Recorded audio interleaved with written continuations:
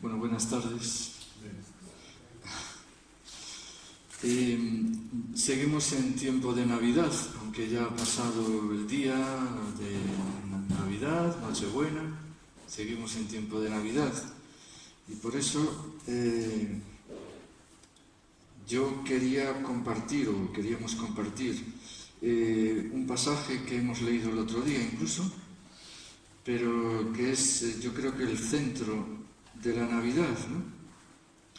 Es en Lucas 2, a partir del versículo 1 y hasta el versículo 7. Dice así: Aconteció en aquellos días que se promulgó un edicto de parte de Augusto César, que todo el mundo fuese empadronado. Este primer censo se hizo siendo Cirenio gobernador de Siria.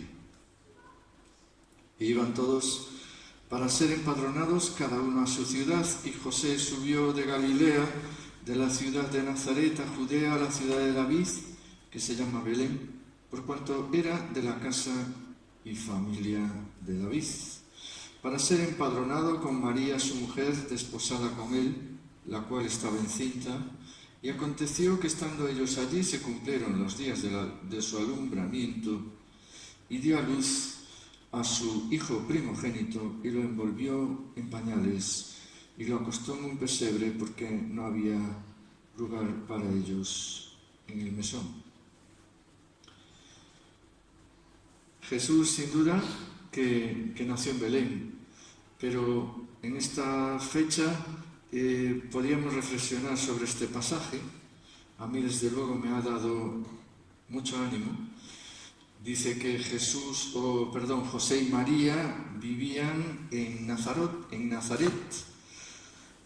donde José tenía su carpintería, y llega César Augusto, el emperador romano, que los tenía sometidos, y les emite un edicto por el cual obligaba a que toda persona fuera censada en su lugar de origen. Como dice aquí, José era descendiente de la familia de David, por lo tanto le correspondía a Belén para censarse. Y este César, que llevó a cabo este edicto, se dice que fue uno de los más crueles de los romanos, ¿no? Había asesinado a 300 miembros del Senado en Roma, y para colmo pues se puso el nombre de César, pero además de César, Augusto, que significa el máximo, el trascendente, el más importante, el magnífico. Julio César también se puso el nombre de César, pero este lo rubricó con la palabra Augusto, que significa pues el trascendente, el magnífico. Y Roma había sido durante muchos años una república en la cual el Senado tenía una importancia muy grande en cuanto a elaboración de leyes, pero cuando llegaron estos césares, pues la república dejó de existir y se convirtieron en autoridades, como se dice hoy, plenipotenciarias, es decir, todo el poder acumulado en César. Y él quería pues que todas las personas de todo el mundo, en el Imperio Romano, no solamente en Palestina, que es donde se desarrolla el pasaje que hemos leído, sino que en todo el Imperio Romano se hiciese un censo. Entonces, ¿para qué quería el censo? Como dijo el otro día Jonathan, para imponer impuestos, para que todas las personas pagaran impuestos al Estado, ¿no? Fijaos que ya aún por encima de que Roma había ejercido dominio sobre Palestina, para colmo te imponen una carga económica que no creo que fuera nada fácil de llevar. Una carga económica. Fijaos el ambiente tan magnífico que podía estar viviendo el pueblo de Dios en aquel momento, con un emperador que los estaba sometiendo y para colmo les imponen impuestos. Ya la palabra impuesto ya significa obligación, impuesto. Entonces, en aquel momento, pues resulta que es el que escoge Dios, ¿no? Y yo lo que quería hoy recalcar, y como todos sabemos, Dios es soberano y Él sabe las cosas. A veces son cosas que no nos cuadran, ¿no? ¿Por qué no eligió un tiempo donde económicamente el imperio Palestina estuviera libre? ¿Por qué no eligió un tiempo donde Palestina pues estuviera en unas condiciones mejores? Pues no, eligió justamente aquel momento, el momento más trágico para pues mostrarnos su piedad, ¿no? Yo creo que Jesús, o Dios, perdón, ya eligió este momento, nos quería dar una lección, ¿no? Nos quería dar una lección de que estar en los caminos de Dios muchas veces no significa que las cosas nos vayan a ir bien, nos vayan a ir a la perfección, nos vayan a ir como esperábamos. Yo diría que a veces todo lo contrario. Yo creo que Dios es un experto en romper esquemas. Yo tenía un concepto preestablecido de lo que iba a ser mi vida cristiana y resulta que mi vida cristiana para nada fue como yo había planeado. ¿Por qué?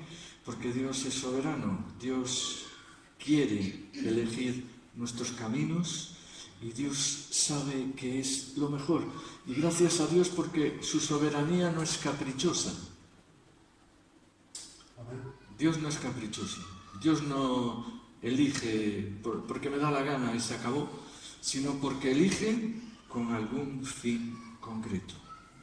Amén. Los padres de Jesús tuvieron que hacer un pesado viaje. Hoy en día coges el jeep, coges el coche, te vas a través del desierto, de las montañas, llegas al pueblo, o coges un avión o un tren, pero de aquella en burro y andando, caminando kilómetros y kilómetros, los pies llenos de ampollas seguramente, con el ánimo bajo. No creo que María embarazada se sintiera muy bien. Las que estuvisteis embarazadas sabéis muy bien que un embarazo es un tiempo un poco complicado, ¿no?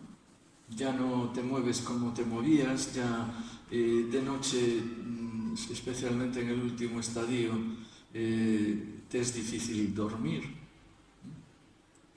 Y en aquel, digamos, estado, María tuvo que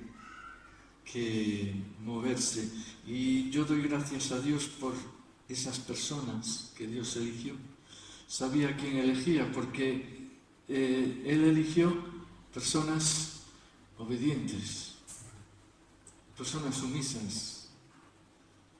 Podían decir, no nos da la gana, este César es un sinvergüenza, no vamos a obedecerle. Pero ellos obedecieron, ¿no? A la primera, además, no se les nota que seguramente les pareció mal, protestaron, incluso a lo mejor en su interior, pero obedecieron. Eran personas fieles y fijaos, personas fieles que siguieron los caminos de Dios, pero que las cosas se complicaron. ¿Por qué se tiene que complicar ahora nuestra vida, Dios? ¿Por qué tenemos que ir tan lejos, pasando desiertos, montañas, valles, cogiendo el agua seguramente en cualquier sitio, durmiendo no sé en dónde? ¿Por qué tiene que ser así?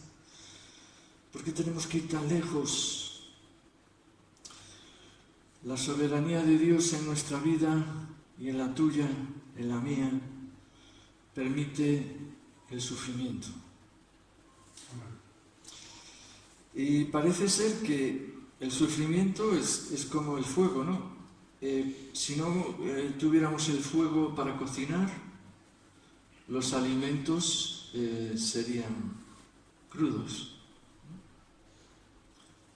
no irían condimentados, pero el fuego madura nuestra vida. Se dice que cuando una persona sufre es cuando más aprende. Yo recuerdo las peores épocas de mi vida, es quizá cuando más he aprendido. No sé vosotros, creo que sí. En 1 Pedro 4:12 dice: amados, no os sorprendáis del fuego de prueba que os ha sobrevenido, como si alguna cosa extraña os aconteciese, sino gozaos por cuanto sois participantes de los padecimientos de Cristo, para que también en la revelación de su gloria os gocéis con gran alegría. Es verdad que no todo el momento de nuestra vida es sufrimiento. Gracias a Dios, porque en medio del sufrimiento Él echa sal. Echa la sal de la bendición, echa el azúcar de endulzar muchas veces nuestros caminos. El hecho de sufrir, yo si no hubiera sufrido, a lo mejor no estaba aquí hoy. Si no hubiera sufrido, tal vez nunca habría conocido a Jesús. Tuve que acudir a Él en mi sufrimiento. Pero si no hubiera sufrido, tal vez nunca le hubiera aceptado, ni me hubiera acercado a Él. La razón por la que Jesús nació en Belén fue porque sus padres, como dice un comentarista, afligidos por la carga de la opresión y la tiranía de Roma, se sometieron al emperador e hicieron este largo viaje a riesgo, fijaos, de la vida de la madre y del bebé que habían sido concebidos en su vientre. ¿Qué pasaría si a María le hubiese pasado algo? ¿O hubiese recibido algún golpe? ¿Hubiese abortado? Dios usó esta circunstancia tan grave para cumplir sus propósitos, porque Él es soberano. Dios es soberano. Sabe lo que estamos pasando, sabe lo que sientes, sabe cualquier cosa que venga a tu mente. Y podemos pensar que, fueron obligados por las circunstancias, porque César, si no le obedecías, tal vez pues te hubiera venido un castigo grande. Podríamos pensar porque sucedió, porque César los obligó. Pero detrás de la decisión de César estaba Dios con su soberanía. Qué camino tan raro, ¿no? Podía haber hecho otra cosa. Podía haberlos llevado así, como hizo cuando en Hechos de los Apóstoles, ¿no?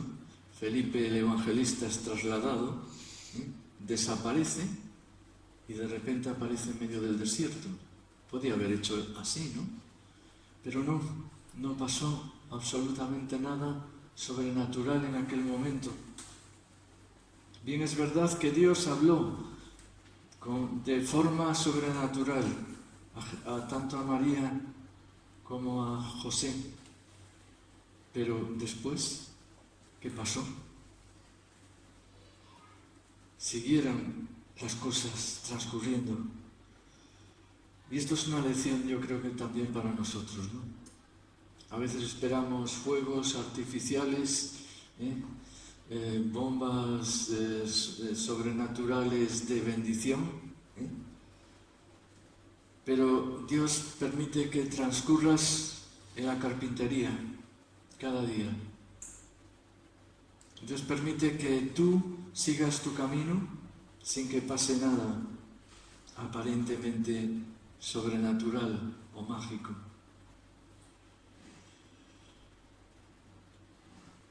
Y esto no pasó por casualidad, ¿verdad? Lo sabemos todos bien, porque en Miqueas 5:2 el profeta había dicho: tú, Belén Efrata, aunque eres pequeña, entre las familias de Judá, de ti me saldrá el que ha de ser gobernante en Israel.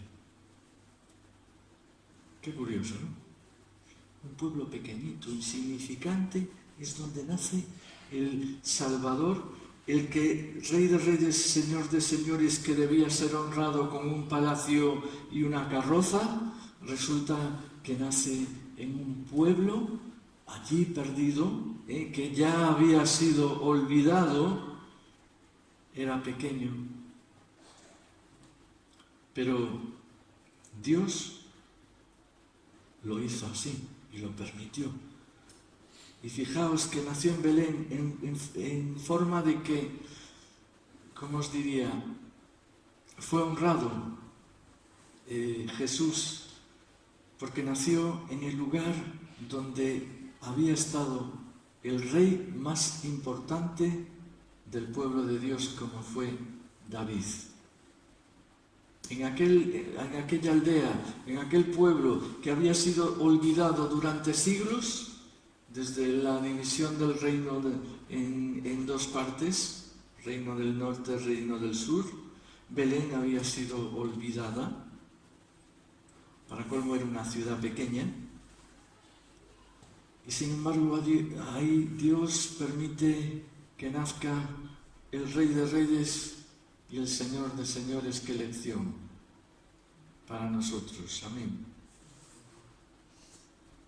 ¿Por qué Dios permite que el Rey de Reyes y Señor de Señores nazca en una pequeñísima ciudad parecía olvidada de todo el mundo? Y sin embargo allí nació Jesús. Y Dios, ¿pensáis que el Padre lo olvidó? No lo olvidó. Ni se olvida de nosotros. A veces parece que somos olvidados, que Dios nos ha dejado como las cosas van, que Dios pues que no se acuerda de nosotros, y no es verdad. Este pequeño pueblo se le llamaba la casa de pan, la casa de provisión. Y fijaos que dice: y aconteció en aquellos días. Parece ser que los estudiosos dicen que, y también dice aconteció que estando ellos allí, etc.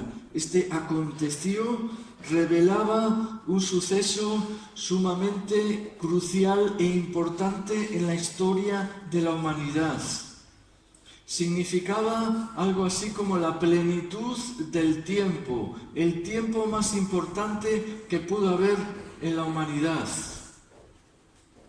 Y se nos dice, como dice el comentarista, lo que se nos dice en el Nuevo Testamento es que Dios preparó la historia de una manera tal que hubo un momento en que el tiempo estaba tan impregnado, tan lleno del propósito de Dios, que ni un segundo antes ni un segundo después este niño nació en Belén. Uy, demasiado tarde para que sus padres encuentren una posada. Madre mía, Dios mío. Todo esto yo pienso que nos debería dar consuelo cuando estemos pasando malos momentos. De acordarnos que aquellos que deberían ser tratados de una forma increíblemente buena, de repente pues no. Todo parece que les va mal y de mal en peor. Y nos recuerda, es como una especie de profecía de lo que pasa hoy en día con Jesús, que las personas le cierran la puerta uno tras otro.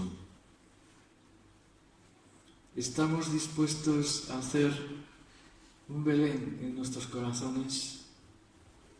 ¿Estamos dispuestos para que el Rey de Reyes siga reinando en nuestro corazón? Y dice que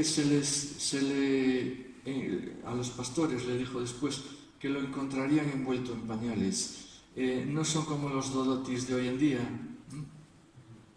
Aquellos pañales eran como una especie de mantas que le ponían encima pedazos de tela para que el niño no tuviera frío, para mantenerlo caliente, en aquel lugar donde los animales despedían un olor nauseabundo. Él, en medio de todo esto, viene a nacer y por eso lo celebramos. Amén. Porque Jesús, en medio de unas circunstancias terribles, pues nace, varón de dolores, experimentado en quebranto. Era una profecía de lo que iba a pasar él en su vida. Y sin embargo, como el otro día nos decía Jonathan, Dios se le manifiesta a los pastores. Dice un comentarista, el mayor espectáculo de luz y sonido que jamás se haya producido sobre la faz de la tierra antes de ese momento apareció cuando estos pastores estuvieron toda la noche en el campo cuidando sus rebaños. Un espectáculo asombroso. Y vemos como Dios se manifiesta de vez en cuando, y que manifiesta su gloria, digamos, a cuentagotas, pero en aquel momento de una forma muy clara. Dice que los pastores tuvieron un gran temor, pero esta expresión del versículo 9 significa que quedaron sobrecogidos de temor, estaban aterrorizados cuando vieron las huestes celestiales. Un dolor, incluso el terror era tal que podía llegar a doler. Estaban llenos de pavor y terror, por eso el ángel le dice, no temáis. Y nos podemos imaginar aquel tiempo, ¿no? Dios manifestándose a los más bajos de la escala social. Los pastores que ni siquiera eran considerados como alguien importante, eran, digamos, casi apestados. Era la peor profesión que podía elegir alguien en aquel momento. Sin embargo, vemos Dios manifestándose a alguien tan pequeño como aquellas personas, porque Dios se manifiesta a las personas que menos esperamos que se puedan, a las que se pueda manifestar Dios, ¿no? Decía Hudson Taylor, el misionero que estuvo en la China, que Dios, los grandes hombres no son aquellos que cambian la historia, sino que aquellos que son más pequeños y más desfavorecidos es a los que Dios usa para su obra.